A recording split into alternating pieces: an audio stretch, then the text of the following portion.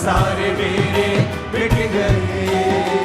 ओ मेरे गुनाह उस पे लग गए,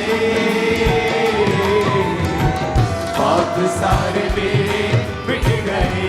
नाचिए, वर्शिप करो पंजाबी। मेरे गुनाह और मुझको जीवन दे गया, दे गया मेरे गुनाह और मुझको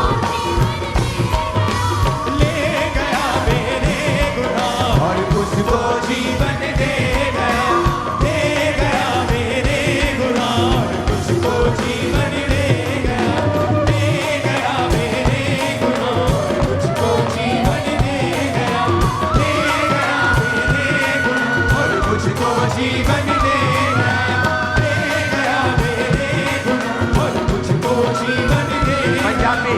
दे गया मेरे गुनाह और मुझको जीवन दे गया, दे गया मेरे कि मैं जी सकूं, कि मैं जी सकूं, कि मैं जी सकूं, दे गया मेरे गुनाह और मुझको जीवन दे गया, दे गया मेरे गुनाह और मुझको जीवन दे गया, दे गया मेरे गुनाह और मुझको जीवन दे गया, दे गया मेरे गुनाह और मुझको जीवन दे गया, दे गया मेरे गुनाह और मुझको जीवन दे गया, दे गया मेरे गुनाह और मुझको जीवन दे गया, दे गया मेरे गुनाह और मुझको जीवन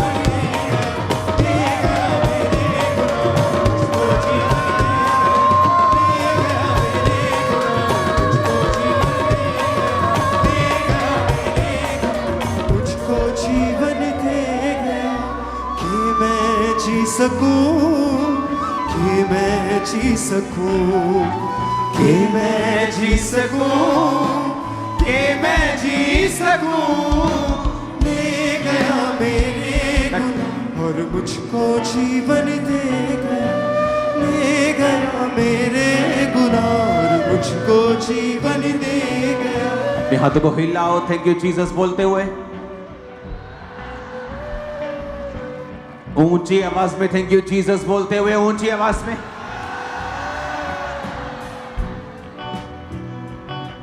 अपने हाथों को उठाओ सब जन और खुदावन से कहो, परमेश्वर आज तेरी पवित्र हुजूरी में मैं सुनूं और समझूं जो आप मुझे समझाना चाहते हैं। आज मेरे सारे बंधनों को आप तोड़ दें, इन गवाहियों के द्वारा मुझे बरकत दें, इस वचन के द्वारा मुझे आशीष दें। उठाकर अपने हाथों को मांगो। जानता था क्या है गुनाह, न थी कोई उसकी खता, जानता था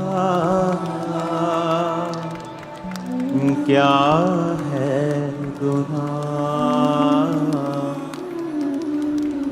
न थी कोई उसकी खता, मेरे गुनाह उस पे लग गए, पाप सारे मेरे मिट गए। ओ मेरे गुनाह उस पे लग गए। आज जो कुछ मैं सुनूं 100 गुना फलों को लेके आ। ऊंची आवाज में बात करो परमेश्वर से। अंधकार की शक्तियां आज इन वचनों को चुरा न सके। खुदाबंद तेरा पाक रूह मुझे छुए। उठाओ अपने हाथों को, चर्च के लिए प्रार्थना करो। अपने हाथों को उठा के खुदाबंद चर्च को एक नया फेवर, एक नया अनुग्रह हमें दे। उसने कहा वो हमें परमेश्वर और मनुष्य दोनों का अनुग्रह देगा। अपने हाथों को उठाओ और अनुग्रह को मांगो परमेश्वर से। चर्च के लिए खास तौर पे मेरे लिए, परिवार के लिए, सेवा करने वाले लोगों के लिए अपने हाथों को उठा के परमेश्वर के फेवर को मांगेंगे। खुदाबंद तेरा काम जो महान है, उस काम को करने के लिए तेरा फेवर हमें दे, तेरी इच्छा के अनुसार वो हमें मिले खुदाबंद।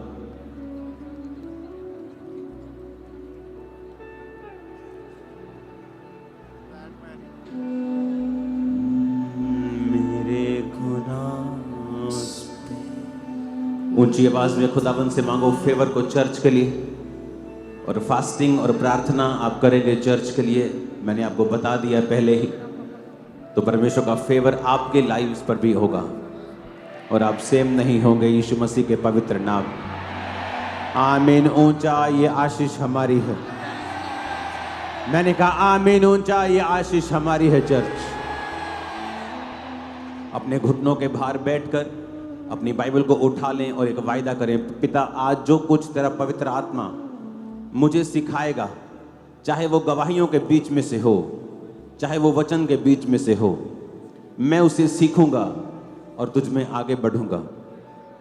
मैं अपने विश्वास को बढ़ाऊंगा और तेरे पीछे चलूंगा, तेरा पीछा करूंगा, तेरे संग चलूंगा, जो तुझे भाएगा वही करूंगा। मांगो अपने हाथों को उठा के थैंक यू जीसस बोलते हुए।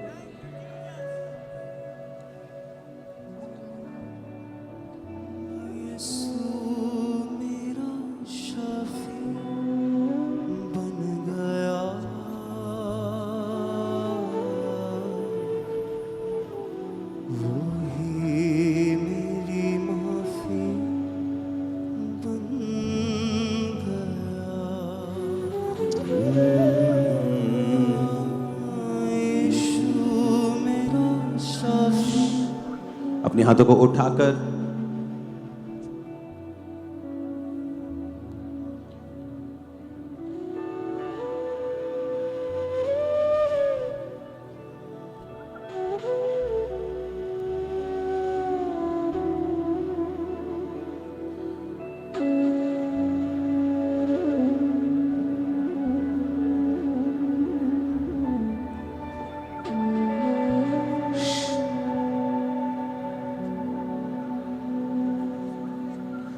अपने हाथों को उठाकर खुदाबंद से मांगो, आज जो कुछ मैं सुनूं फलों को लेके आऊं।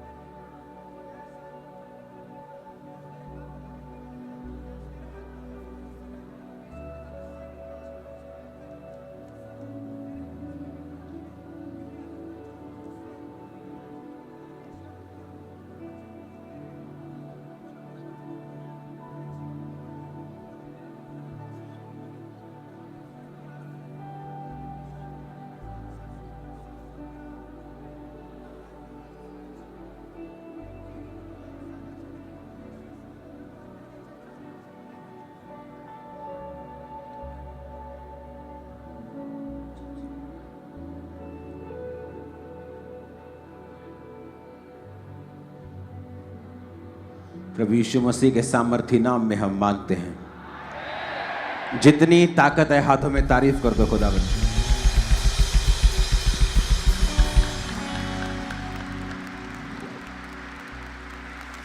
हालेलुया। स्वागत है खुदावंद की प्रेजेंस में आप सबका। आवाज आ रही है सबको? पीछे हाथ हिलाओ अगर आवाज आ रही है तो। लास्ट में, आगे तो आ रही होगी। पीछे हाथ हिलाना अगर आवाज आ रही है तो। समझ आ रही है?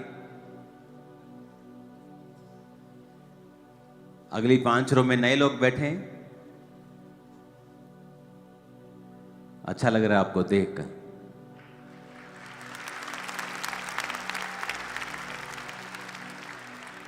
तो सबको मौका मिल रहा है आगे बैठने का। इसकी गूंज कम करो, प्रीचिंग मोड करो। अपने पड़ोसी को बोलो, जो कुछ तू परमेश्वर की महिमा के लिए मांगेगा तेरा परमेश्वर उसे तुझे देगा। आमीन। मैंने एक बात नोटिस की है अपनी लाइफ में कि अगर आपकी जिंदगियों से परमेश्वर की महिमा होती है, बेस कम करो, गूंज कम करो, फ्लैट करो, ऊंचा करो, अगर आपकी लाइफ से परमेश्वर की महिमा होती है तो वो आशीष आपको वापस 100 गुना होकर वापस मिलती है। वो कोई भी किसी भी प्रकार की महिमा आपकी लाइफ से परमेश्वर को क्यों ना जाए, चाहे वो आपकी गवाही हो कि देखो ये भाई ये बहन हमारे डिपार्टमेंट में काम करता है, रिश्वत नहीं लेता, व्यभिचार में नहीं, पवित्रताई में अच्छा जीवन जीता है।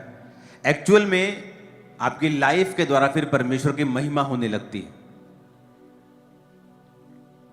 आपको पता है क्यों बहुत सारे क्रिश्चियंस जो हैं आज आशीषित नहीं हैं? क्योंकि उनकी जिंदगियों से परमेश्वर के नाम को महिमा नहीं मिलती। चाहे वो किसी ना किसी चर्च के मेंबर्स हैं और संडे चर्च भी जाते हैं, लेकिन जब वो सोमवार को अपने काम पर होते हैं तो वो और अन्य जाति, उन दोनों में कोई फर्क नहीं होता। वो भी वही चोरी करते हैं जो दूसरे करते हैं, वो भी उसी तरह से पैसा कमाते हैं जिस तरह से दूसरे कमाते हैं, वो भी उसी तरह से चुगलियां करती है जिस तरह दूसरी औरतें करती हैं, वही उस तरह से निंदा करता है जिस तरह दूसरे बंदे करते हैं। तो कोई फर्क नहीं लगता संडे के अलावा जब आप अपनी जिंदगियों के नॉर्मल समय में होते हैं।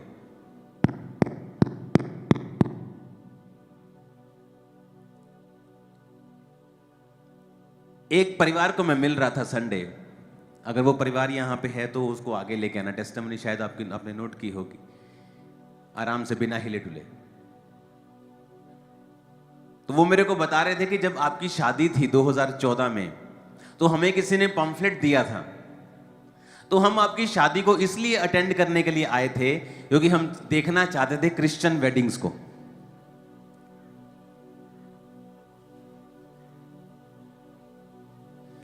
हम आपकी शादी को देखने के लिए आए थे चर्च।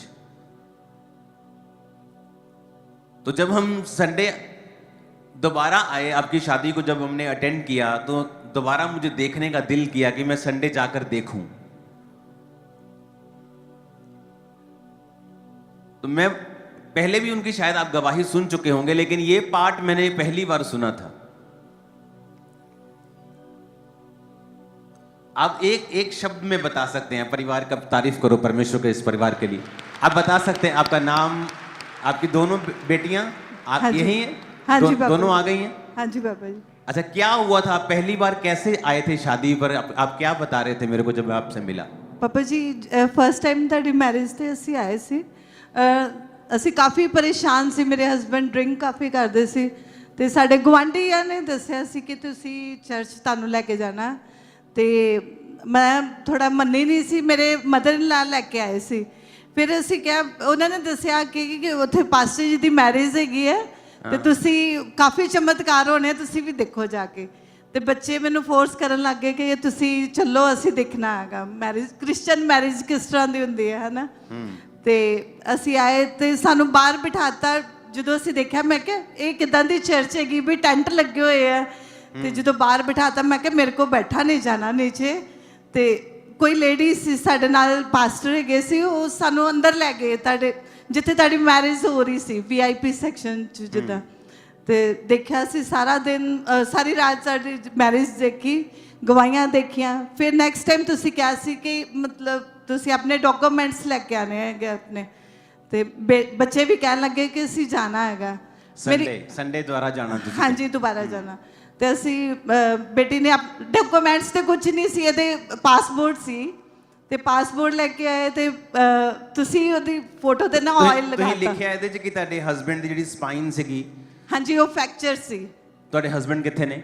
ਇੱਥੇ ਅੱਛਾ। ਹੈਗੇ। ਔਰ ਤੁਸੀਂ ਲਿਖਿਆ ਕਿ ਇਹ ਸ਼ਰਾਬ ਬਹੁਤ ਜ਼ਿਆਦਾ ਪੀਂਦੇ ਸੀਗੇ, ਹਾਂਜੀ ਹਾਂਜੀ ਤੇ ਇਹ ਟੋਟਲ ਬੈੱਡ ਤੇ ਚਲੇ ਗਏ ਸੀਗੇ, ਹਾਂਜੀ। ਔਰ ਘਰ ਦੀ ਜਿਹੜੀ ਫਾਈਨੈਂਸ਼ੀਅਲ ਕੰਡੀਸ਼ਨ ਸੀ ਉਹ ਖਰਾਬ ਸੀਗੀ। ਹਾਂਜੀ ਓਕੇ, ਫਿਰ ਤੁਸੀਂ ਵਿਆਹ ਤੇ ਆਏ, ਫਿਰ ਤੁਸੀਂ ਉਸ ਤੋਂ ਬਾਅਦ ਸੰਡੇ ਆਏ। ਹਾਂਜੀ। ਓਕੇ, ਫਿਰ ਕੀ ਹੋਇਆ? ਪਾਪਾ ਤੁਸੀਂ ਨਾ ਪਾਸਪੋਰਟ ਦੀ ਫੋਟੋ ਤੇ ਨਾ ਆਇਲ ਲਗਾਤਾ। ਮੈਂ ਪਰੇਸ਼ਾਨ ਹੋ ਗਈ, ਮੈਂ ਕਿਹਾ ਲੈ ਮੇਰਾ ਪਾਸਪੋਰਟ ਖਰਾਬ ਹੋ ਗਿਆ। ਪਾਪਾ ਜੀ ਫਿਰ ਉਸ ਤੋਂ ਬਾਅਦ ਤੁਸੀਂ ਕਿਹਾ ਸੀ ਕਿ ਜਿਹੜੇ ਘਰ 'ਚ ਵੱਡੇ ਹੈਗੇ ਉਹਨਾਂ ਦਾ 1020 ਬੋਨਾ ਹੈਗਾ ਤੁਸੀਂ ਵੱਡਿਆਂ ਲਈ, ਤੇ ਮੇਰੀ ਬੇਟੀ ਇੱਕ ਛੋਟੀ ਸੀ, ਮੈਂ ਉਹਦੇ ਲਈ ਨਹੀਂ। ਤੇ ਮੇਰੇ ਕੋਲ 3000 ਵੀ ਨਹੀਂ ਹੈਗੇ ਸੀ ਉਸ ਟਾਈਮ ਤੇ ਮੈਂ ਆਪਣੇ ਟੌਪਸ ਗਹਿਣੇ ਪਾ ਕੇ ਤੇ ਔਰ ਤੁਸੀਂ ਲਿਖਿਆ ਕਿ ਫਾਈਨੈਂਸ਼ੀਅਲੀ ਵੀ ਕਮਜ਼ੋਰ ਸੀਗੇ, ਹਾਂਜੀ ਘਰ 'ਚ ਕੁਝ ਵੀ ਨਹੀਂ ਸੀਗਾ, ਹਸਬੰਡ ਬਿਮਾਰ ਸੀਗੇ, ਤੁਸੀਂ ਬੀਜ ਨੂੰ ਬੋਇਆ, ਚਰਚ ਆਣਾ ਸਟਾਰਟ ਕੀਤਾ ਔਰ ਉਹ ਵੀ ਕਿਸੇ ਦੇ ਕਹਿਣ ਦੇ ਉੱਤੇ। ਹਾਂਜੀ ਔਰ ਪਹਿਲੀ ਵਾਰੀ ਮੈਰਿਜ ਤੇ ਤੁਸੀਂ ਆਏ, ਹਾਂਜੀ ਉਸ ਤੋਂ ਬਾਅਦ ਸੰਡੇ ਆਏ, ਹਾਂਜੀ ਪ੍ਰੇਅਰ ਹੋਈ, ਹਾਂਜੀ ਪ੍ਰੇਅਰ ਦੇ ਬਾਅਦ ਕੀ ਹੋਇਆ? ਟੋਟਲੀ ਲਾਈਫ ਚੇਂਜ, ਜ਼ੀਰੋ ਤੋਂ ਹੀਰੋ ਬਣਾਤਾ ਪ੍ਰਭੂ ਨੇ। ਕੀ ਹੋਇਆ ਦੱਸੋ ਲੋਕਾਂ ਨੂੰ। ਮੇਰੇ ਹਸਬੰਡ ਦੇ ਜਿੱਦਾਂ ਸਪਾਈਨ 'ਚ ਫ੍ਰੈਕਚਰ ਸੀ, ਇਹ ਚੱਲ ਨਹੀਂ ਸਕਦਾ ਸੀ ਬਿਨਾਂ ਸਪੋਰਟ ਤੋਂ ਨਾ। ਉਸ ਤੋਂ ਬਾਅਦ ਤੁਸੀਂ ਇਹਨਾਂ ਦਾ ਅਭਿਸ਼ੇਕ ਕੀਤਾ ਆਇਲ ਦੇ ਨਾਲ, ਇਹਨਾਂ ਦੀ ਬੈਲਟ ਵੀ ਉਤਰ ਗਈ ਔਰ ਪੈਰ ਤੇ ਜਿਹੜੇ ਸਪੋਰਟ ਹੈਗੀ ਸੀ ਉਹ ਵੀ ਉਤਰ ਗਈ ਔਰ ਉਹ ਚੱਲਦੇ ਪੂਰੀ ਤਰ੍ਹਾਂ। ਹਾਂਜੀ ਹੁਣ ਪਾਪਾ ਜੀ ਸਵੇਰੇ ਬਿਨਾਂ ਅਲਾਰਮ ਤੋਂ, ਬਿਨਾਂ ਕਿਸੇ ਮਤਲਬ ਤੰਗੀ ਆਪਣੇ ਤੋਂ, ਕੋਲ ਟਾਈਮ ਬਹੁਤ ਥੋੜਾ, ਹਾਂਜੀ ਤੁਸੀਂ ਪਾਪਾ ਜੀ ਇਹ ਰੋਜ਼ ਆਉਂਦੇ ਆ ਔਰ ਘੁਟਨਿਆਂ ਭਾਰ ਪ੍ਰੇਅਰ ਕਰਦੇ ਆ। ਬਿਲਕੁਲ ਹੀਲ ਹੋ ਗਏ। ਹਾਂਜੀ ਬੇਟੀਆਂ ਦਾ ਕੀ ਬਣਿਆ? बेटी, दोनों बेटियां मेरी कनाडा है और एक PR हो गई है। और साडा फाइनेंस प्रभु ने इतना ब्लेस किया है कि मैं दस नहीं सकती। दोनों बच्चे कनाडा पहुंच गए। हाँ जी, हस्बैंड हील हो गए। बच्चे, हाँ जी पापा जी तुसी मैनू कहा सी कि ताडे बच्चे गॉड गिफ्टेड बच्चे हैं और सचमुच मेरे प्रभु ने मैनू इन्ने वधिया बच्चे दिते। मैं प्रेयर करदी कि सब दे बच्चे इदां दे होण। सुनो, अभी इतना टाइम नहीं है क्योंकि अभी वचन भी है और 2 टेस्टिमनी है। अगर इनकी टेस्टिमनी आपको खुल के बताएं, आपके कान खुल जाएंगे पूरी तरह से। मैंने अपनी मैरिज पे क्या फैसला किया था? मैंने कहा था मेरी मैरिज मैं चर्च के लोगों के साथ करूंगा, बंदगी करके हम करेंगे मैरिज। आप जानते कई बार, अब मेरे को देखो नहीं पता, मेरी मैरिज हो रही है, मेरी वाइफ साथ है, हम अपने काम में बिजी हैं, कोई सामान, वो चर्च, सारे काम, और हमें नहीं पता कोई बंदे ऐसे आकर बैठे हैं जो सिर्फ मैरिज देखने के लिए आए। इमेजिन करो अगर यहां भी मैरिज के ऊपर गाने बज रहे होते, शराब चल रही होती, तो उनको कोई फर्क नहीं लगता। उनको लगता है जिस तरह हाँ हमारी मैरिजेस होती हैं, इनकी भी मैरिजेस हैं, तो शायद वो आते, अटेंड करते, कोई खाते पीते चले जाते। लेकिन उस मैरिज में परमेश्वर की हुजूरी थी, क्योंकि बंदगी चल रही थी, वर्शिप चल रही थी, तो परमेश्वर का आत्मा लोगों को छू रहा था। कितने मेरी बात को समझ रहे हैं? अब देखो, मेरे को नहीं पता कोई नॉन बिलीवर कितने बैठे हैं। मैं पता नहीं कितनी लोगों के मुंह से सुन चुका हूं, जब मैं उनसे जरूर पूछता हूं अच्छा आप चर्च में कब से आ रहे हैं? मैं 17 साल से आ रहा हूं, मैं 15 साल से आ रहा हूं, मैं आपकी शादी से आ रहा हूं। अच्छा शादी कैसे? 2014 में आपकी शादी हुई थी ना, मैं उस मीटिंग में आया था, मैं तब से चर्च आ रहा हूं। पता नहीं कितने लोगों को मैंने ये कहते सुने, मैंने खुद। अब इमेजिन करो, वो टाइम था परमेश्वर के नाम को महिमा देने का, मैंने दी। मेरे को नहीं पता किस किस की लाइफ में काम हो रहा है, मैं तो स्टेज पे हूं। लेकिन उस मैरिज की वजह से, प्रभु के काम की वजह से कुछ लोग ब्लेस हो रहे हैं, कुछ लोग हील हो रहे हैं, कुछ लोगों की जिंदगियों से फाइनेंशियल श्राप जो है वो खत्म हो रहे हैं। आप इमेजिन करो,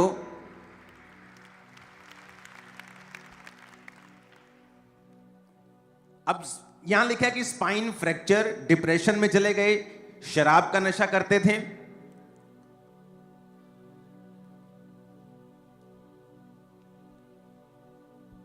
आपने लिखा कि आप अपनी बेटियों के फ्यूचर के बारे में सोच भी नहीं सकते थे। पापा जी सचमुच में मतलब प्रभु ने साड़ी औकात तो ज्यादा देता सानू, और मेरे हस्बैंड ने 300-400 रूहां बचाइयां। आप मेरी बात समझ रहे हो कि नहीं? एक फैमिली क्या बता रही है, और ये ऐसे कितनों की टेस्टिमनी होगी। मैं जो बात आपको बताना चाहता हूं वो ध्यान से सुनो। जब प्रभु की महिमा करने का समय होता है, आप जानते हैं आप ब्लेस क्यों होते? मेरे को नहीं पता कितने लोग ब्लेस हो रहे होंगे उस मैरिज से, लेकिन कैसे मालूम होता है कि परमेश्वर का मैं काम कर रहा हूं, मैं उसकी महिमा कर रहा हूं? जब ये ब्लेस, मुझे नहीं पता कि ये ब्लेस हो रहे हैं, पर ये जब ब्लेस होते हैं, आपको नहीं पता किसी को, हम भी ब्लेस हो रहे होते हैं साथ साथ। मेरे रास्ते भी खुल रहे होते हैं, मेरी प्रॉब्लम्स भी खत्म हो रही होती हैं। मेरे को नहीं पता क्यों, क्योंकि मेरी वजह से किसी की प्रॉब्लम्स खत्म हो रही हैं, मेरी वजह से किसी के घर में आशीष आ रही। तो परमेश्वर देखता है कि अच्छा ये बंदा मुझ में है और ये खुश है और इसके घर में बरकत आ रही है, वजह कौन है? अच्छा, वजह ये है, इसकी वजह से ऐसे इसने स्टैंड लिया कि मैं अपनी मैरिज पर गाने नहीं बजाऊंगा, शराब नहीं चलेगी, मेरी मैरिज के ऊपर कोई गंद मंद नहीं चलेगा, परमेश्वर की महिमा होगी। अच्छा, इसकी वजह से ये परिवार ब्लेस हुआ है। तो परमेश्वर ने कहा जो तू बोएगा वो तू काटेगा, जो तू दूसरों के साथ करेगा मैं तेरे साथ करूंगा। तो ऐसे कितने परिवार होते हैं जो चर्च में आके ब्लेसिंग पाते हैं। अब वो मुझे पैसा थोड़ी देते हैं कि ये हम आपकी वजह से ब्लेस हुए जी, ये लीजिए पर्सनल पैसे आपके लिए। लेकिन परमेश्वर मुझे अपने तरीके से ब्लेस करता है, क्योंकि मैं दूसरों की ब्लेसिंग का अगर कारण बन रहा हूं तो परमेश्वर देखता है। इसलिए वचन में लिखा है कि जब एक अनाथ, जब एक विधवा तेरे कारण रोएगी तो मैं उस आंसुओं को देखकर उसका न्याय करूंगा और तू भी रोएगा। तो इसीलिए अयूब कहता था कि मेरे कारण विधवा आनंद के मारे गाती है, मैं अनाथों का सहायक रहा हूं। और अगर आप ध्यान से बाइबल पढ़ेंगे तो अयूब जो था उस देश का सबसे अमीर इंसान था। 7,000 ऊंट, आप इमेजिन करो, आज का ऊंट तब का ट्रक था, तो तब ट्रक नहीं होते थे, टाटा ट्रक नहीं चलता था, ऊंट लेके जाते थे सामान को। तो इमेजिन करो एक बंदे के 7,000 उसकी ट्रांसपोर्ट थी, ट्रकों की, गधे थे, घोड़े थे, सब कुछ था, बहुत अमीर हो गया। और जब वो अपने बता रहे रीजंस को कि मैं अमीर हूं, और बीच बीच में बताता है कि परमेश्वर ने मुझे ब्लेस किया, मैं अनाथों का सहायक हूं, विधवा मेरे कारण आनंद के मारे गाती थी। जो परदेसी होते थे मैं उनका हाल जानबूझकर पूछ लेता था, पूछवा लेता था हाल उनका, बहाने बहाने से उनका हाल पूछता था। आज लोग परदेसियों को गाली निकालते हैं, वो तो यूपी से आया है, ये बिहारी हैं, ये पंजाबी, ये फलाने हैं, टमकाने हैं। और जो वो करते हैं लोगों के साथ, उनके साथ भी दूसरे वैसा ही करते हैं फिर, क्योंकि जो तू बोएगा वो तू काटेगा। और जब आप प्यार करते हैं, जब आप दूसरों के लिए आशीष का कारण बनते हैं, परमेश्वर आपको देखता है और फिर वो आपको वहां से ब्लेस करता है जहां से आपने सोचा भी नहीं होता।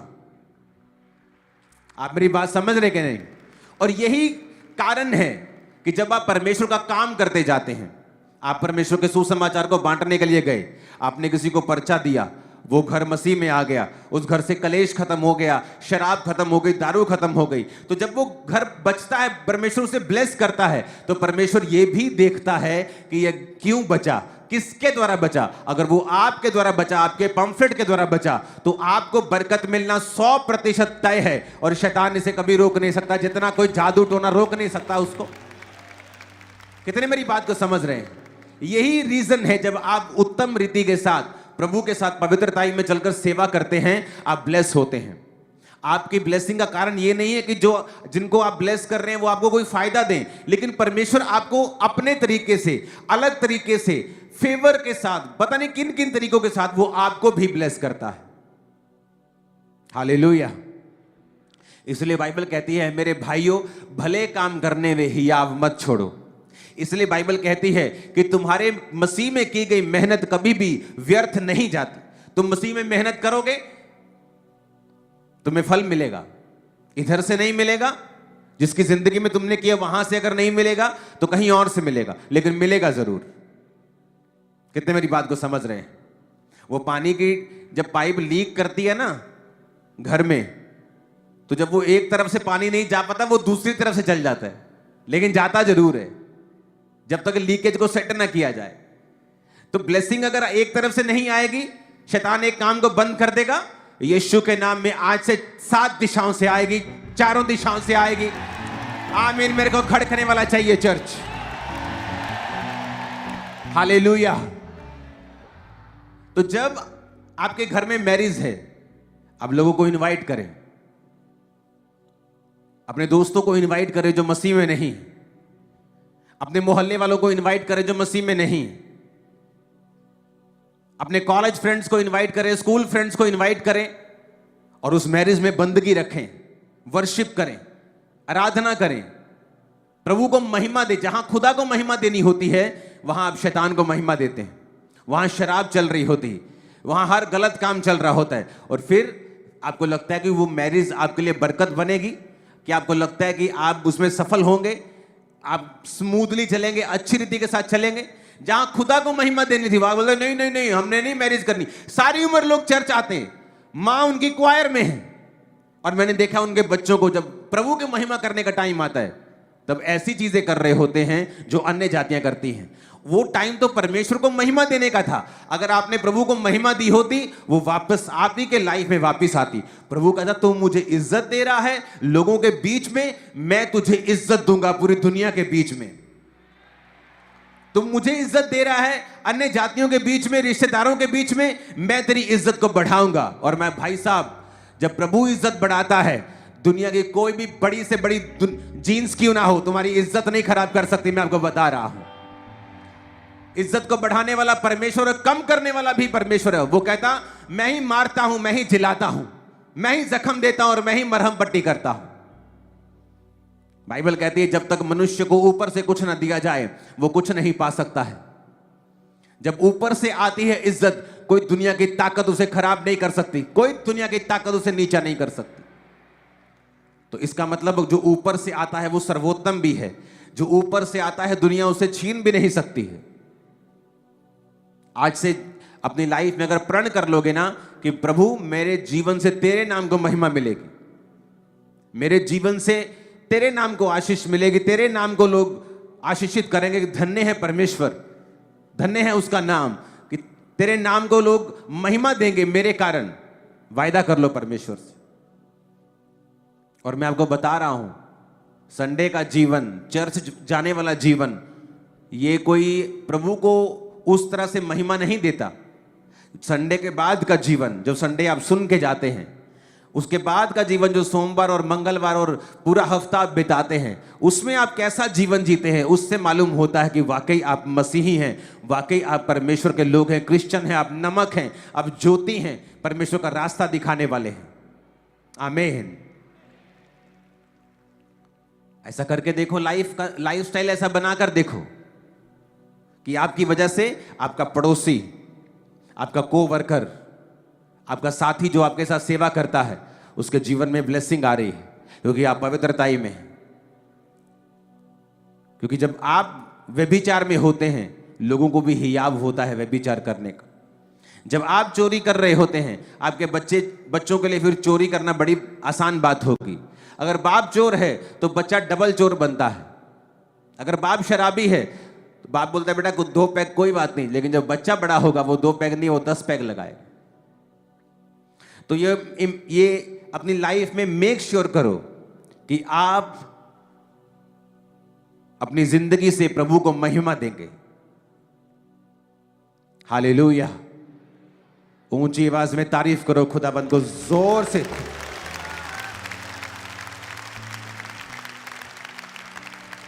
आप झुक सकते हैं, जो आपकी स्पाइन जो फ्रैक्चर हो गई थी, चल सकते हैं। ओ जीसस, ये तारीफ ऊंची होनी चाहिए चर्च। आप कई बार आप उन व्यक्तियों को देखते हैं जो टोटल बेड के ऊपर थे, हिल भी नहीं सकते थे,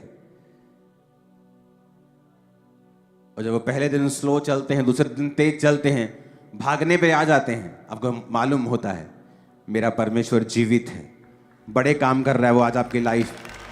आमीन। मेरे को ऊंचे वाला चाहिए चर्च। एक नीलम की टेस्टिमनी को हम सुनेंगे। आज आपको बड़े ध्यान से समझना है, और अगर आज आप समझ गए इन बातों को, डिलीवरेंस आपकी ऑटोमेटिकली ऑटो मोड पे आ जाएगी, स्टार्ट हो जाएगी। हालेलुया। जोर से हालेलुया बोलो जरा। अपोस्टल जी, ये बहुत ही अमेजिंग टेस्टमनी है। इस बहन का नाम नीलम है और ये इनका बेटा है साथ में, साहिलदीप सिंह इनका नाम है, और ये अमृतसर के रहने वाले हैं। बेटा इनका अभी 10 साल का है। मार्च 2021 में इनका बेटा बीमार हुआ, बुखार रहने लगा, डाइजेशन प्रॉब्लम हुई, उल्टियां आनी शुरू हो गई, शरीर का रंग जो था वो चेंज होना शुरू हो चुका था, बेसुध हुआ। तो इन्होंने सोचा कि चलो अपने बच्चे को एक बार डॉक्टर के पास लेके चलते हैं। जब डॉक्टर के पास गए, ड्रिप्स लगाए, 1 महीने तक हॉस्पिटल में रखा, इलाज चला, पर कुछ भी फर्क नहीं पड़ा। जब फर्क नहीं पड़ा तो ये बहुत ज़्यादा घबरा चुके थे कि चलो एक बार इनके पूरी बॉडी के टेस्ट करवा के देखते हैं। और अपोस्टल जी जब इनको हॉस्पिटल में लेकर गए, टेस्ट हुए, तो पता चला कि ब्लड जो है वो केवल बच्चे के अंदर 2 ग्राम रह चुका है। वाइट ब्लड सेल भी डाउन हो चुके हैं। वहां पर बच्चे के 20 से 25 बॉटल ब्लड की और वाइट ब्लड सेल चढ़ाए गए। लगातार ब्लड चढ़ाने के बाद भी जो खून था वो लगातार जो था वो डाउन होता जाता था डे बाय डे। फिर वहाँ के डॉक्टर्स ने जब बच्चे का बोन मैरो टेस्ट किया, जिससे रीढ़ की हड्डी में से फ्लूइड लिया गया, तो पता चला कि बच्चे को एक्यूट ल्यूकेमिया यानी ब्लड कैंसर हो चुका है। और ये बच्चा जब इनको हॉस्पिटल में 15 दिन तक लगातार एडमिट रखा, तो बाद में डॉक्टर ने इनको भेज दिया वापस, सेकंड हॉस्पिटल के लिए रेफर कर दिया गया। वहां पर बच्चे की कीमोथेरेपीज चली, 8 कीमोथेरेपीज हुई, 12 रेडिएशन थेरेपीज हुई। लगातार ट्रीटमेंट करने के बावजूद कोई फर्क नहीं पड़ा, और यहां तक कि उस रेडिएशन थेरेपीज के कारण बच्चे की स्किन जो थी, बॉडी गलनी शुरू हो चुकी थी, बाल सारे झड़ चुके थे। सेकंड हॉस्पिटल वालों ने जब देखा, उन्होंने भी जवाब दे दिया, तीसरे हॉस्पिटल में रेफर कर दिया। वहां पे डॉक्टर ने जब चेक किया तो पता चला कि ब्लड कैंसर जो है उसके पूरे शरीर में फैलना शुरू हो चुका है, ब्रेन में भी उसके सेल बनने शुरू हो चुके हैं, और वहां पर भी इनका बहुत लंबा ट्रीटमेंट चला। और साथ ही वहां पे इतना ट्रीटमेंट करने के बावजूद भी कोई फर्क नहीं था, बल्कि और भी ज्यादा जो थी बीमारियां बच्चे के शरीर में पैदा होती जा रही थी। और कंटिन्यू 1 महीने तक आईसीयू में वेंटिलेटर के ऊपर रखा गया। बच्चे की सारी स्टडी बंद होगी, और इनकी फैमिली बता रही है कि कम से कम 20 से 22 लाख रुपए इलाज के ऊपर लगा चुके थे, लेकिन कोई भी 1% भी फर्क जो था वो नजर नहीं आ रहा था। कैंसर सेल जो थे वो डे बाय डे बढ़ते जा रहे थे। डॉक्टर ने देख के जवाब दे दिया कि इसका बचना मुश्किल नहीं है, 1 हफ्ते से ज्यादा टाइम तक ये सरवाइव नहीं कर पाएगा, कि आपके पास सिर्फ 7 दिन का टाइम है। अगर हम इसका ट्रीटमेंट करेंगे भी तो भी बच्चे की जान जाएगी, ज्यादा स्ट्रॉन्ग कीमो करेंगे तो भी इसकी जान जाएगी। मम्मा को देना माइक। डॉक्टर क्या बोलते थे कि इसका ट्रीटमेंट हमने करके देख लिया है, जो देना था दे दिया, अब ये अगर ठीक नहीं हुआ तो अगर इसका और कुछ करेंगे तो मर भी सकता है। हाँ जी पापा। तो इससे अच्छा है कि आप इसको वैसे देख लो जितने दिन हैं। हाँ जी पापा। और उस समय आप कितने लाख रुपया उस समय लगा चुके थे? उस टाइम 8 लाख पहला लग गया सी, ਜਦੋਂ गुरु रामदास हॉस्पिटल ही। टोटल कितने पैसे आप लगा? 20 लाख। 20? लग गए। हाँ जी। 20 लाख। हाँ जी। और आपने लिखा कि इसके ब्रेन में भी वो ब्लड कैंसर के जो सेल थे, कैंसर फैल गया था और ब्रेन में भी चला गया था। हाँ जी पापा। जब ब्रेन में चला गया कैंसर, तो फिर उसके बाद डॉक्टर ने कहा था कि अगर आप इसका इलाज ज्यादा करवाओगे तो बच्चा मर जाएगा जल्दी। हाँ जी। और अगर आप इसे ले जाओगे तो कितने देर बोला था निकाल लेगा? सिर्फ हफ्ता एक बोला था। वो वीडियो आप दिखा सकते हो जो आपने भी, जो किसकी थी वीडियो? वो टांग, वो क्या गला हुआ था वो?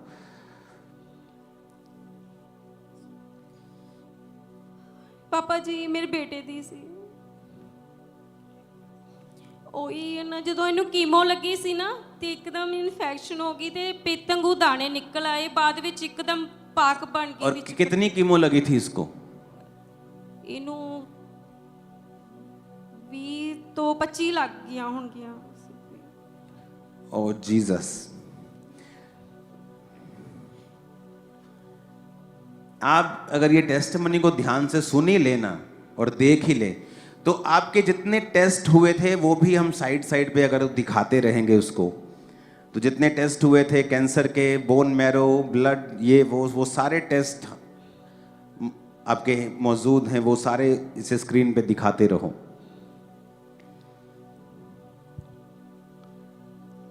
क्या हुआ उसके बाद फिर? अपोस्टल जी, इनका पूरा परिवार जो था वो टूट चुका था। इनको लगता था कि अब बच्चा बचेगा नहीं, ये मर जाएगा, और बहुत ज्यादा ये रोते थे। पर एक साइड के ऊपर इनका विश्वास था कि परमेश्वर जीवित है, वो मेरे बच्चे को बचा सकता है। विश्वास किया और टूटे हुए दिल से ये चर्च में आए 10 सितंबर 2023 को संडे। आपको बिलीव था कि परमेश्वर छुएंगे? Yes papa. और उस जिस दिन आप चर्च में आए थे, डिलीवरेंस मीटिंग थी उस दिन, हाँ जी। 10 सितंबर 2023 को। क्या हुआ उस दिन? क्या उस दिन आपने हमें लिए हैंड की बेटे पर। ले हैंड हुआ था उस दिन? Yes papa. ओके, उसके बाद फिर क्या हुआ? उसके बाद 2 दिन में इसका चेहरा बदल गया। अच्छा। हाँ जी। और अपोस्टल जी जैसे ही बोलने दो उनको। उसके बाद क्या हुआ? उसके बाद पापा बस रिकवरी शुरू हो गई बस। पूरा बताओ, उसके बाद क्या क्या हुआ? ले हैंड हुआ, उसके बाद इसकी शरीर रिकवरी शुरू हुई। हाँ जी। इसने खाना पीना स्टार्ट हाँ किया। जी, अच्छी तरह खाने लग गया। फिर उसके बाद क्या हुआ? आप चेक करवाया दोबारा डॉक्टर को? हाँ जी, वो कहते कि अब ठीक है। रिपोर्ट्स हुई हैं इसकी? Yes papa. कितने साल हो गए इसको हील हुए? 1.5 ਸਾਲ ਹੋ ਗਿਆ ਸਾਲ ਹੋ ਗਿਆ ਪਾਪਾ। ਤੁਸੀਂ ਕੌਣ ਹੋ ਇਹਦੇ? ਪਾਪਾ ਜੀ। ਤੁਸੀਂ ਫਾਦਰ ਹੋ ਇਹਦੇ? ਹਾਂਜੀ 1.5 साल तो होने बिल्कुल ठीक है। ਹਾਂਜੀ। वो ले हैंड दिखाना जरा जब हुआ था। तोड़े सुबह मसा फिरों को तोड़े सुबह मसा बदरस को ये ब्लड कैंसर कब से है? पापा 4 साल हो गए। ओके। इसकी आंखें उसके बाद ऐसी हुई हैं कि पहले ऐसी थी? बाद में हुई थी। बाद में हुई। ब्रेन में भी आ गई है और डॉक्टर ने जवाब दे दिया। तेरे जिस्म जाको यीशु का मसा है। छू गया Be healed. Cancer come out in Jesus' name. Be healed in the mighty name of Jesus. Thank you, Lord. मैं हुआ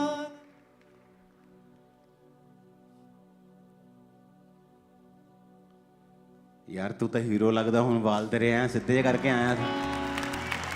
की नाम है तेरा? हालेलुया। की नाम है तेरा काके? साहिल। साहिल नाम है। हूं तू अच्छी तरह रोटी खाना है, तू बिल्कुल ठीक है? हाँ जी। स्कूल जाना है तू? हाँ जी। पढ़दा है चंगी तरह? हाँ जी। मोबाइल तो नहीं ज्यादा वेखदा? नहीं। ओ जीसस जीसस। अपोस्टल जी, उस ले हैंड के बाद वो ब्लड कैंसर का रोग जो था पूरी तरह से खत्म हो चुका है और ये बच्चा हील है। डॉक्टर ने कंफर्म किया कि वो ब्लड कैंसर पूरी तरह से बॉडी से खत्म हो चुका और ये बच्चा। अब देखो उस ले हैंड वाली वीडियो को हम दोबारा देखेंगे और मैं चाहता हूं एक तरफ आप वीडियो चलाना, एक तरफ अब इन दोनों की शक्ल भी दिखाना पूरे परिवार की। पहले का देखना और अब का देखना कितना फर्क है। वीडियो ऑडियो पहले की चलाना। को तोड़े सुबह मसा फिरों को तोड़े सुबह मसा बदरस को ये ब्लड कैंसर कब से है? पापा 4 साल हो गए। ओके। इसकी आंखें उसके बाद ऐसी हुई हैं कि पहले ऐसी थी? बाद में हुई थी। बाद में हुई। ब्रेन में भी आ गई है और डॉक्टर ने जवाब दे दिया। तेरे जिस्म जाको यीशु का मसा है। छू गया Be healed. Cancer come out in Jesus' name. Be healed in the mighty name of Jesus. Thank you, Lord. अब आपको फैसला करना है। वचन पता क्या कहता है? आप जानते कि क्यों मैं अपने विरोधियों का विरोध नहीं करता? जो लोग मसीह की खिलाफत करते हैं, चर्चेस की खिलाफत करते हैं, क्यों मैं उनकी खिलाफत नहीं करता? क्योंकि मैं भी एक जगह वहीं था और परमेश्वर ने मुझे बचाया।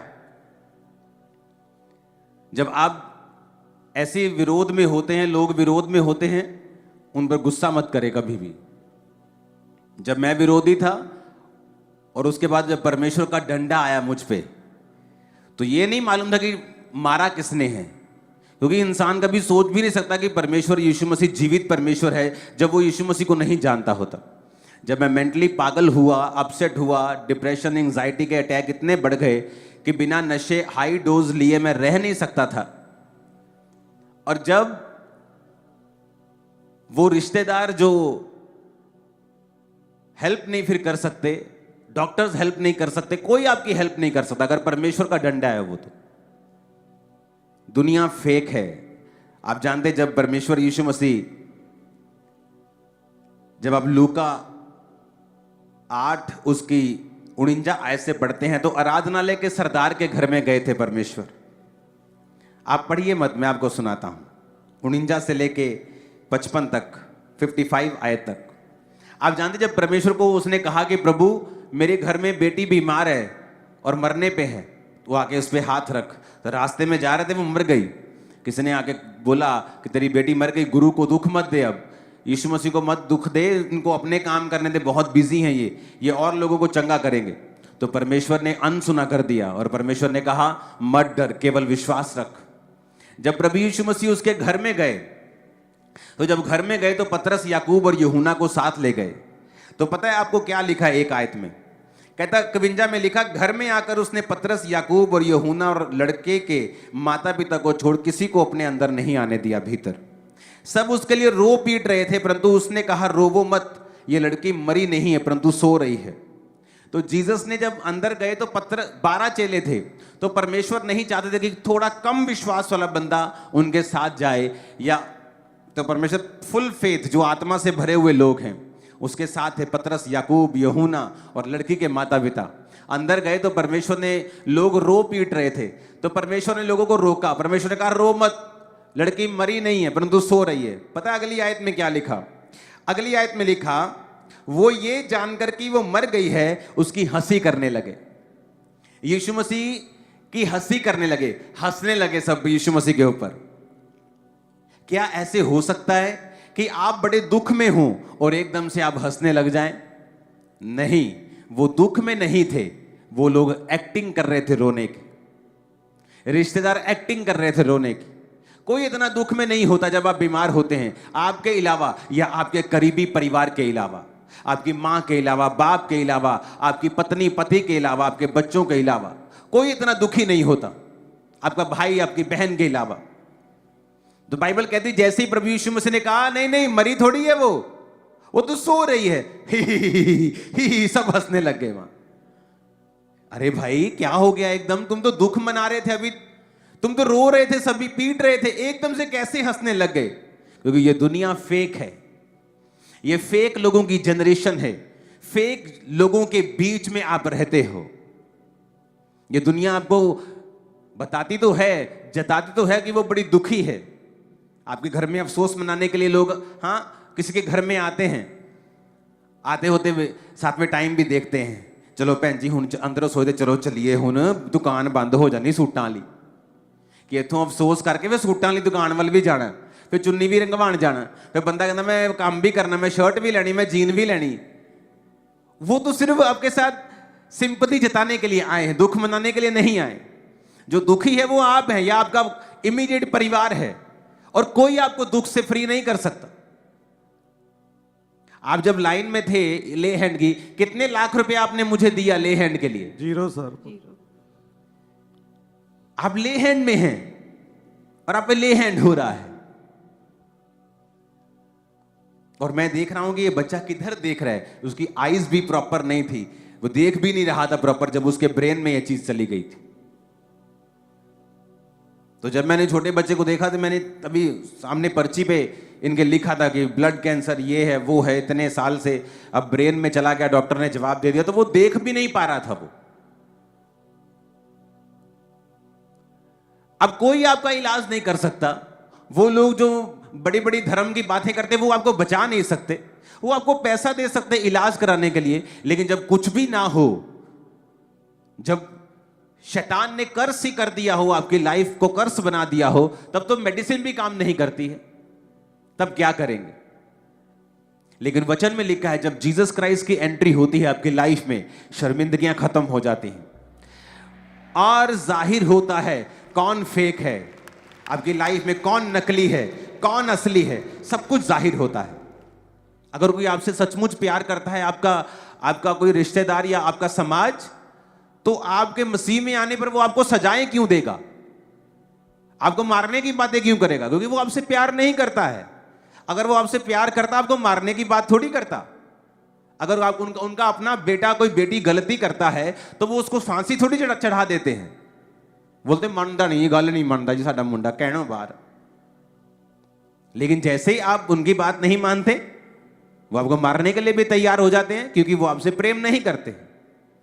प्रेम प्रभु यीशु मसीह ने किया, और बाइबल कहती जैसे प्रभु यीशु मसीह ने उस घर में एंट्री की तो फेक लोग भी जाहिर हो गए। अरे तुम तो रो रहे थे, अभी तुम हंसने लगे हो। ऐसा कैसे हो सकता है कि एक बंदा अंदर से बड़ा दुखी हो और छोटा सा चुटकुला सुनने पर वो हंस पड़े, या ऐसी बात जो उसको फनी लग रही है वो एकदम से ही हु करके हंस पड़े, क्योंकि वो अंदर से दुखी नहीं है। जब आप दुखी होते हैं तो बाइबल कहती है जब प्रभु यीशु मसीह एक जगह जा रहे थे तो रास्ते में परमेश्वर ने, नाइन नामक नगर को वो जा रहे थे, तो रास्ते में परमेश्वर ने एक अर्थी देखी। तो बाइबल कहती है जब परमेश्वर ने अर्थी देखी तो वो एक विधवा औरत का एक लौता पुत्र था। जब सारे रो रहे थे तो वचन कहता है लूका 7 और उसकी 13 आयत को कि प्रभु को देखकर तरस आया और उसने कहा मत रो। कोई ऐसा नहीं जेन्युइनली जो आपको कहे तू रो मत, मैं तेरे साथ हूं, कोई ऐसा नहीं। आपका परिवार आपके साथ होगा, लेकिन आपका परिवार भी आपको ये बोल सकता है रो मत, लेकिन आपके आंसुओं के कारण को खत्म नहीं कर सकता। एक तो ऐसे लोग हैं जो आपको बोलेंगे रो मत, लेकिन अंदर से खुश है कि आप रो रहे हैं।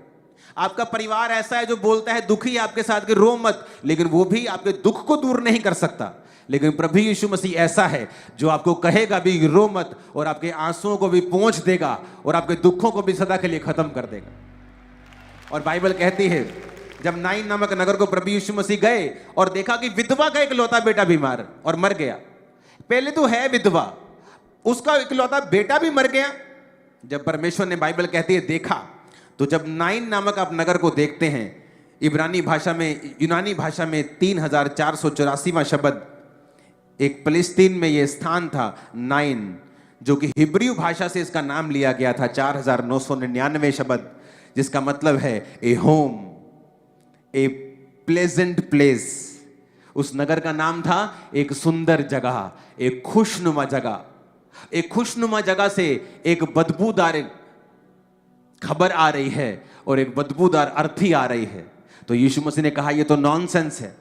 ये नॉनसेंस है कि एक खुशनुमा प्लेस से एक विधवा का एक लौता बेटा मरे। ये तो उस प्लेस की तौहीन है, उस नाम की तौहीन है। और परमेश्वर ने उसको, बाइबल कहती है, छुआ।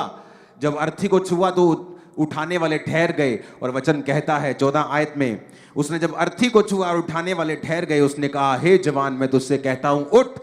तो वह मुर्दा उठ बैठा और बोलने लगा, और उसने उसको उस मां को सौंप दिया। सब तरफ भय छा गया। लोग परमेश्वर की बड़ाई करने लगे कि हमारे बीच में एक भविष्यद्वक्ता उठा है, और वो परमेश्वर के लोगों ने उस पर कृपा की है। परमेश्वर ने अपने लोगों के ऊपर कृपा दृष्टि की है। हालेलुया। इमेजिन करो, एक नॉनसेंस को अगर कोई खत्म कर सकता है तो वो प्रभु यीशु मसीह है। आपके नाम बड़े बड़े होते हैं, आपकी बैकग्राउंड बड़ी बड़ी होती है, परिवार बड़ा बड़ा होता है, लेकिन आज घर में चूल्हा नहीं जला, आज घर में गोटे गोटे कर्जा हो चुका है।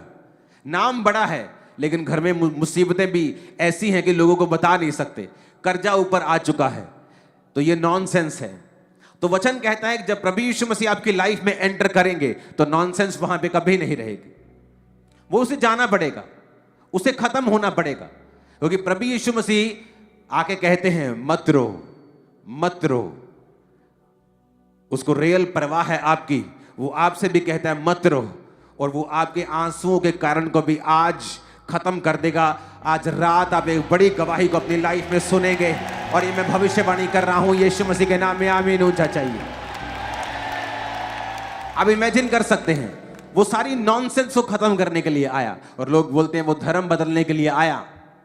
वो तो आपके जीवन में जो फेक लोग हैं उनको जाहिर करने के लिए आया, और आप पर कृपा करने के लिए आया। और लोग कहते हैं कि आप धर्म बदल रहे हैं। अरे नहीं, आप बड़ा छोटा समझ रहे हैं, ये तो बड़ी छोटी सी चीज है। प्रभु यीशु मसीह बहुत बड़े बड़े कार्य आपकी लाइफ में करने के लिए आए हैं। कहता मत रहो, मैं तेरी लाइफ की नॉनसेंस को खत्म कर दूंगा। क्या ये नॉनसेंस नहीं आपके घर में 3 बच्चे हों और तीनों अपनी मां को ना पूछते हों? क्या ये नॉनसेंस नहीं है कि तीनों नशे कर रहे हैं?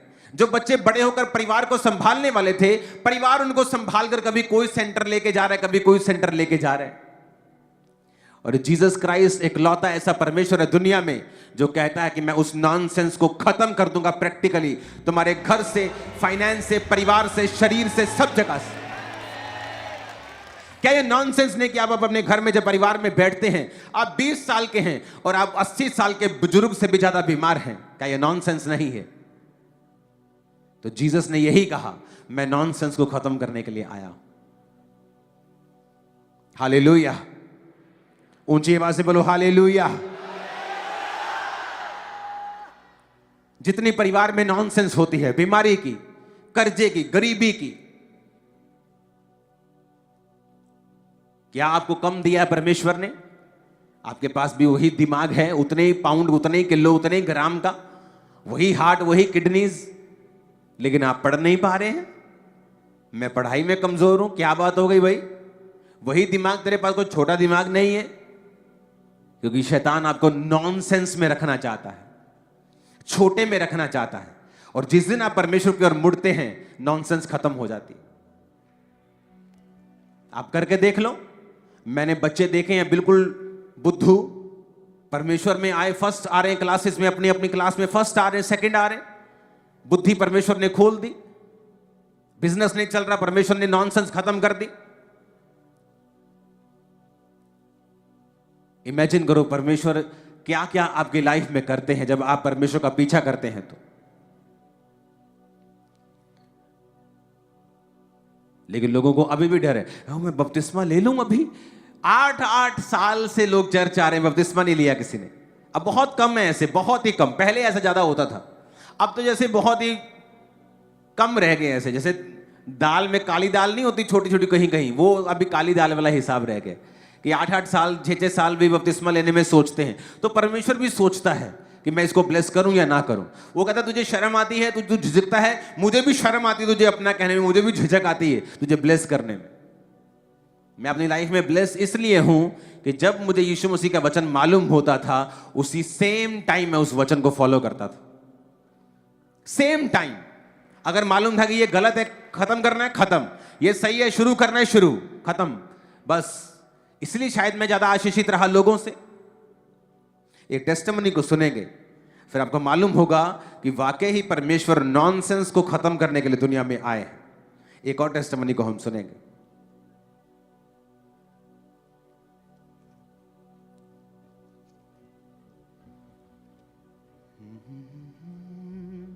अपोस्टल जी, ये बहुत ही अमेजिंग टेस्टिमनी है। इस बहन का नाम हरलीन है और ये गुरदासपुर शहर के रहने वाले हैं।